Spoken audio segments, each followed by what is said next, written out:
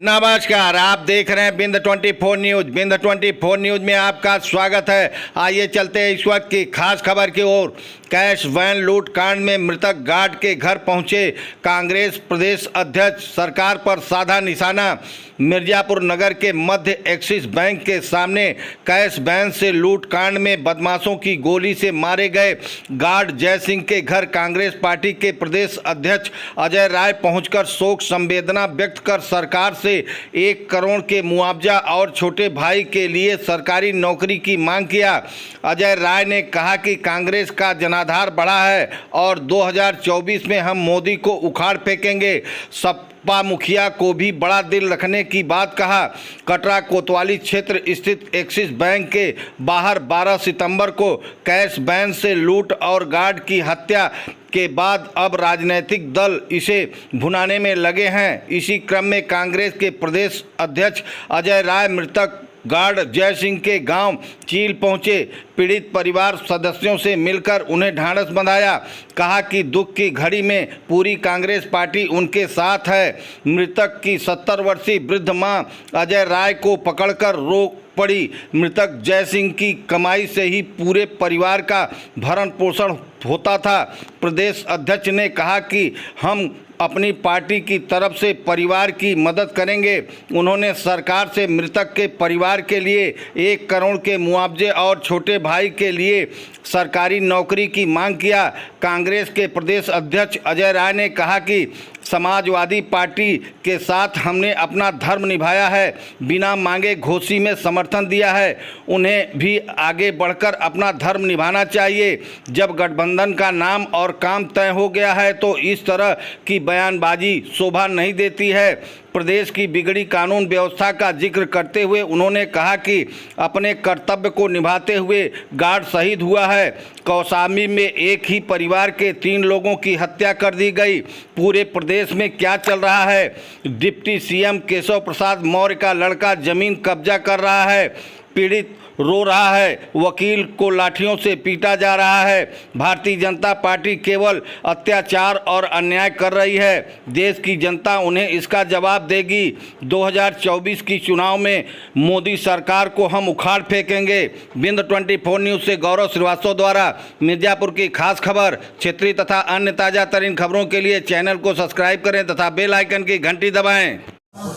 अब आप देखिए, जिस जांबाजी के साथ इस बहादुर भाई ने अपनी नौकरी करते हुए अपनी जान की परवाह नहीं किया, और मैं यही कहूँगा कि इस व्यक्ति ने अपनी जान की बाजी लगाकर अपनी नौकरी जहाँ करता ईमानदारी से, निष्ठा से, उस पर अपनी जान गंवाई, शहीद हुआ। शहीद केवल ये नहीं कह सकते कि नहीं, जो चीज़ें जिस तरीके से जिसने फ़र्ज़ निभाया अपने, उस फ़र्ज़ के साथ वो शहीद हुए। हम सब लोग आज आए हैं। कांग्रेस पार्टी का हमारा पहले भी हमारे लोग आ चुके हैं। आज हम यहाँ आए हैं।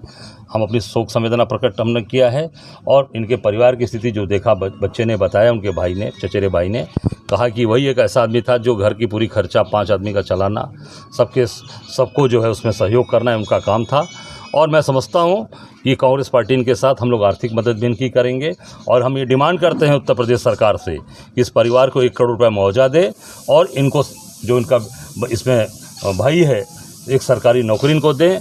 और जैसा भी बताया लोगों ने कि शायद इसकी रेलवे में मृतक आश्रित में नौकरी फंसी हुई है, इसको तत्काल सरकार से मांग करेंगे कि तत्काल अगर ऐसी स्थिति है कि इनकी उसमें नौकरी मृतक आश्रित में है तो इनको तत्काल उस पर नियुक्त किया जाए। अच्छा, घोसी उपचुनाव में आपने आगे बढ़ करके बड़े भाई का फर्ज निभाया, उत्तराखंड में आपके विरोध में खड़े हो गए। अभी तक सपा की ओर से अजय राय साहब से या कांग्रेस कमेटी से, भले ही वो नेशनल स्तर पे जो बातें हुई, कोई बातचीत का दौर या किसी भी प्रकार से कोई कार्यक्रम कोई लेकर नहीं है? क्या अभी भी अखिलेश यादव आप मतलब प्रदेश स्तर से दूरी बनाए रखे हैं, या वो अभी भी वो नहीं समझ पा रहे हैं ये आने वाले समय के लिए खराब मैसेज हो रहा है? क्या अब देखिए, ऐसा है, जो हमारा कर्तव्य था, जो हमारा धर्म था, हमें आगे बढ़कर करना चाहिए था, वो हमने किया। अब उन्होंने क्या किया वो मैंने बता दिया था कि उनको ज़रूर आगे करना चाहिए था। उनके प्रवक्ता का बयान आ गया कि हमसे समर्थन मांगा नहीं गया। अरे हमने तो बिना समर्थन मांगे ही उनका समर्थन कर दिया था। आप उनसे पूछ सकते हैं। मेरा 26 तारीख को ही समर्थन पत्र जारी हो गया था, वीडियो आ गया था। उसके दूसरे दिन समाजवादी पार्टी के लोगों ने सभी दलों से समर्थन मांगा था। हमारा एक दिन पहले इनको समर्थन हमने दिल बड़ा करके दे दिया था। उनको भी बड़ा दिल दिखाकर बागेश्वर हमारे साथ, और जब एक बार चीज़ें इंडिया गठबंधन बन गया तो मांगने और देने लेने का प्रश्न ही नहीं बनता। तब तो उस गठबंधन के साथ खड़े रहेंगे और उसके साथ पूरी ताकत के साथ खड़े रहेंगे, और जनता की जो मांग है उसके साथ आप खड़े रहेंगे। और जो भारतीय जनता पार्टी का जो अत्याचार, अन्याय, कानून व्यवस्था की अपने बात कही ना भी, आप ये भी देख रहे हैं घटना ये घटी मिर्ज़ापुर की। कल कौशाम्बी में एक ही परिवार के 3 लोगों की हत्या कर दी गई। बाप, दामाद, बेटी, सबकी हत्या कर दी गई। ये क्या हो रहा है? उसके पहले आप देखें केशव मौर्य जी का बेटा ज़मीन कब्जा कर रहा है। वहीं पर आपने देखा, मैं गया था, गरीब आदमी रो रहा है, वहाँ पर ज़मीन कब्जा किया जा रहा है। अभी आप वकीलों को लाठियों से मारा जा रहा है। फिर कल लखनऊ में फिर लाठियों से कल मारा गया वकीलों को। और हापुड़ की घटना देख रहे हैं कि लगातार पूरा प्रदेश सड़क पर उतरकर वकील समाज जो कानून के लिए रक्षक है, कानून की रक्षा करता है, उसको लाठियों से मारकर उसे जो है बेहाल कर दिया गया। उसको जो है उसके हाथ पैर तोड़ दिए गए। उसके बाद भी सरकार के कान पे जो है जू नहीं रेंग रहा है। ये केवल और केवल अत्याचार, अन्याय। अब ये जनता इसको बर्दाश्त नहीं करेगी, इसका जवाब देगी। एक चीज जो मैसेज आ रहा है खुल के सामने कि उत्तर प्रदेश में कांग्रेस का जनाधार नहीं बचा है, उस रीजन से सब वो चाह रही कि अपना जनाधार बढ़ाने के लिए सपा के साथ मजबूरी है जाना, और वो बार्गेनिंग टाइप का एक चल रहा है कि सपा चाह रही कि हम ज़्यादा से ज़्यादा सीटों पे लड़ेंगे। एक बार्गेनिंग चल रही है, लेकिन आप मजबूर हैं। कांग्रेस का जनाधार ये दिख रहा है ना, कांग्रेस का जनाधार आप देखते रहिए। हम मोदी को उखाड़ कर फेंक देंगे 24 में। क्या अजय राय उत्तर प्रदेश में बनारस से चुनाव लड़ रहे हैं?